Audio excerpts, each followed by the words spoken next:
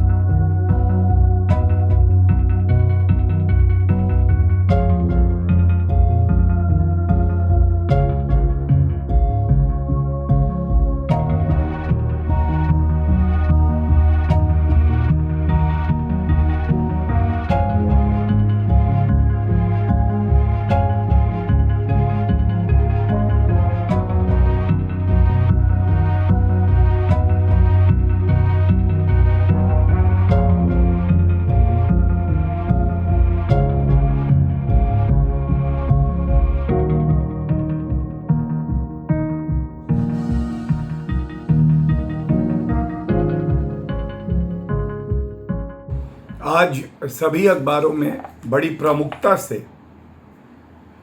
श्री अरविंद केजरीवाल जी की तस्वीर आई और वो ऑक्सीजन सिलेंडर्स के साथ खड़े हुए थे।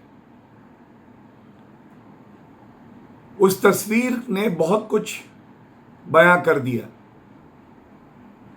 अरविंद केजरीवाल जी का मॉडल है publicity publicity publicity, PPP model. और जब उनसे पूछा गया कि ये तस्वीर कैसी है, तो उन्होंने कहा कि ये तीसरी वेव की तैयारी है। तो अरविंद केजरीवाल जी पहले तो केंद्र की सरकार और भारतीय जनता पार्टी, देश के सारे डॉक्टर, वैज्ञानिक, health care workers, frontline workers लगे हैं कि तीसरी वेव भारत को ना छू पाए। लेकिन आप फिर से अपने पब्लिसिटी मॉडल पे आगे बढ़ रहे हैं। और अरविंद केजरीवाल जी एक बात जरूर कहेंगे कि जब कोविड की दूसरी वेव आई, उससे पहले भी आप कहते थे कि हम बहुत तैयारी कर रहे हैं, लेकिन जमीन पर आपकी वो तैयारी कहीं दिखाई नहीं दी।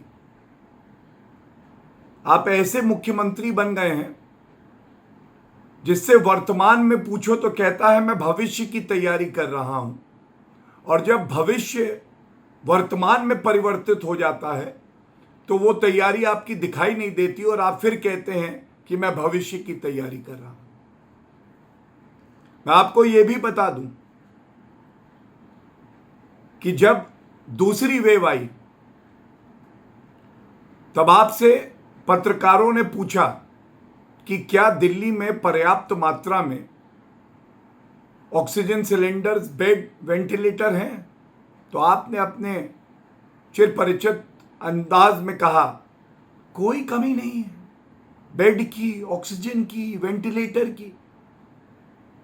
और ये देश और दिल्ली के नागरिक भूले नहीं हैं कि 3 दिन बाद जब स्थिति थोड़ी खराब होने लगी तो आपने यू टर्न लिया, पलटी मारी और कहा हाय ना ऑक्सीजन है, बेड भी नहीं है, केंद्र की सरकार मेरी मदद करो। और इसीलिए कहते हैं इस बार पब्लिसिटी छोड़िए,